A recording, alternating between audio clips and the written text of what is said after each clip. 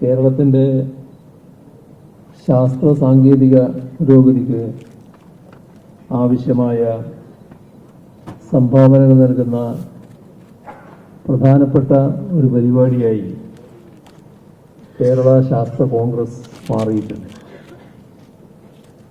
നാടിൻ്റെ പുരോഗതിക്ക് വേണ്ട സംഭാവനകൾ കൊണ്ട് മാത്രമല്ല, രാജ്യത്തിനാകെ മാതൃകയാകും തരത്തിലുള്ള സംഘാടനം, ചർച്ചകൾ എന്നിവ കൊണ്ടും ഈ ശാസ്ത്ര കോൺഗ്രസ് ശ്രദ്ധേയമാണ്. ശാസ്ത്ര സാങ്കേതിക പുരോഗതിക്ക് അനുസൃതമായി അതിൻ്റെ ഗുണഫലങ്ങൾ എല്ലാ ജനവിഭാഗങ്ങളിലേക്കും എത്തിക്കുന്ന തരത്തിലുള്ള പ്രവർത്തനങ്ങൾ ഏറ്റെടുക്കുന്നു എന്നതാണ് ഈ ശാസ്ത്ര കോൺഗ്രസിൻ്റെ പ്രാധാന്യം. ശാസ്ത്രവും അന്ധവിശ്വാസവും തമ്മിലുള്ള വേർതിരിവ് ഇല്ലാതാക്കിക്കൊണ്ട് അന്ധവിശ്വാസങ്ങളെ ശാസ്ത്രത്തിന് മേൽ പ്രതിഷ്ഠിക്കാനുള്ള ശ്രമങ്ങൾ നടക്കുന്ന ഈ കാലത്ത് അതിനെതിരെ ശാസ്ത്രീയതയിലൂന്നിയ ചെറുത്തുനിൽപ്പ് നടത്തുന്നു എന്നതാണ് ഈ സയൻസ് കോൺഗ്രസിൻ്റെ മറ്റൊരു പ്രാധാന്യം. ശാസ്ത്രവും അന്ധവിശ്വാസവും തമ്മിലുള്ള അതിർവരമ്പുകൾ ഇല്ലാതാകുന്നതിൻ്റെ പ്രത്യക്ഷ ഉദാഹരണമാണ് ഈ അടുത്ത് ഒരു IIT-യുടെ ഡയറക്ടർ നടത്തിയ പ്രസംഗം. ശാസ്ത്രവിരുദ്ധത പ്രചരിപ്പിക്കുന്ന തരത്തിൽ ആണ് അദ്ദേഹം സംസാരിച്ചത്.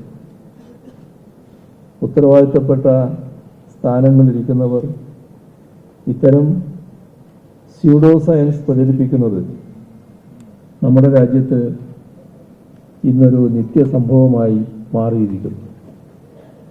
എന്തിനേറെ ശാസ്ത്രവികാസത്തിനായുള്ള നമ്മുടെ റിസർച്ച് ആൻഡ് ഡെവലപ്മെന്റ് ഫണ്ട് പോലും അന്ധവിശ്വാസങ്ങളിൽ അധിഷ്ഠിതമായ കാര്യങ്ങൾ തെളിയിക്കാനായി വഴിതിരിച്ചു വിടപ്പെടുന്നു. ഒരു നൂറ്റാണ്ടിലേറെ ചരിത്രമുള്ള ഇന്ത്യൻ സയൻസ് കോൺഗ്രസ് ഇപ്പോൾ നടക്കുന്നില്ല. എന്നാൽ മുൻ വർഷങ്ങളിൽ നടന്നപ്പോൾ എന്താണ് സംഭവിച്ചത്? 2015 നടന്ന ഇന്ത്യൻ സയൻസ് കോൺഗ്രസ് അശാസ്ത്രീയമായ ഒട്ടേറെ കാഴ്ചപ്പാടുകൾ കൊട്ടിഘോഷിക്കുന്നത് കേൾക്കേണ്ടി വന്നു. ഗ്രഹങ്ങൾക്കിടയിൽ പറക്കാൻ കഴിയുന്ന വിമാനങ്ങൾ ആയിരക്കണക്കിന് വർഷങ്ങൾക്ക് മുൻപ് നമ്മൾ നിർമ്മിച്ചുവെന്നാണ് ആ സയൻസ് കോൺഗ്രസിൽ ചിലർ അവകാശപ്പെട്ടത്. 2016 സയൻസ് കോൺഗ്രസിൽ ഗുജറാത്തിലെ സർവകലാശാലകളിൽ നിന്ന് വന്ന ഗവേഷകർ നടത്തിയ അവകാശവാദം ഗോമൂത്രത്തിൽ സ്വർണം ഉണ്ട് എന്നായിരുന്നു. 2017 സയൻസ് കോൺഗ്രസിൽ നമ്മുടെ പുരാണങ്ങളുടെയും ഇതിഹാസങ്ങളുടെയും ശാസ്ത്രീയ അസ്തിത്വം വിശദീകരിക്കുന്നതിനുള്ള ഒരു പ്രദർശനം സംഘടിപ്പിച്ചു. അറ്റോമിക് ഫ്യൂഷന്റെ കണ്ടെത്തലുകളും അതുവഴിയുള്ള ആയുധ നിർമ്മാണങ്ങളും പുരാണ കാലഘട്ടത്തിലേ ഉണ്ട് എന്ന് സമർത്ഥിക്കാൻ ശ്രമിക്കുകയായിരുന്നു ആ സെഷനിലൂടെ ചെയ്തത്. 2018 സയൻസ് കോൺഗ്രസിൽ അന്നത്തെ ശാസ്ത്ര സാങ്കേതിക വകുപ്പ് മന്ത്രി തന്നെ അന്ധവിശ്വാസം പ്രചരിക്കുന്നതിന് ആദരണീയനായ ശാസ്ത്രജ്ഞൻ സ്റ്റീഫൻ ഹോക്കിങ്ങിനെ തെറ്റായി ഉദ്ധരിക്കുന്ന നിലയുണ്ടായി. 2019 സയൻസ് കോൺഗ്രസിൽ കൗരവർ ജനിച്ചത് സ്റ്റെം സെല്ലിൽ നിന്നാണെന്നും ടെസ്റ്റ് ട്യൂബ് ശിശുക്കൾ അന്നേ ഉണ്ടായിരുന്നുവെന്നും ഒരു സർവകലാശാല വൈസ് ചാൻസലർ അവകാശപ്പെട്ടു.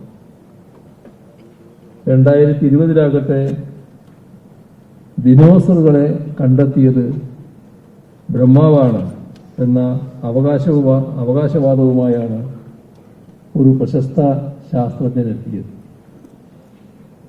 AI ഉൾപ്പെടെയുള്ള സാങ്കേതിക വിദ്യകൾ ലോകത്താകെ വലിയ മാറ്റങ്ങൾ ഉണ്ടാക്കുന്നൊരു കാലത്താണ് അത്തരം നൂതന മേഖലകളിൽ ശ്രദ്ധ പതിപ്പിക്കാതെ ഇല്ലാത്ത കാര്യങ്ങൾ പ്രചരിപ്പിക്കാൻ നമ്മുടെ രാജ്യത്തിന്റെ വിഭവങ്ങൾ ചെലവഴിക്കപ്പെടുന്നത്. രാജ്യം മുന്നോട്ട് പോവുകയാണോ അതോ പിന്നോട്ട് നീങ്ങുകയാണോ എന്ന് നാം ചിന്തിക്കണം. സയൻസ് കോൺഗ്രസുകളിൽ ശാസ്ത്രജ്ഞരാണോ അവരുടെ വേഷമിട്ട വർഗീയ പുനരുജ്ജീവന വാദക്കാരാണോ എത്തുന്നത് എന്നത് പരിശോധിക്കണം. അത് യഥാർത്ഥ ശാസ്ത്രജ്ഞരായ നിങ്ങളുടെ കടമയാണ്. ശാസ്ത്രം പഠിച്ച് എന്നതുകൊണ്ട് തന്നെ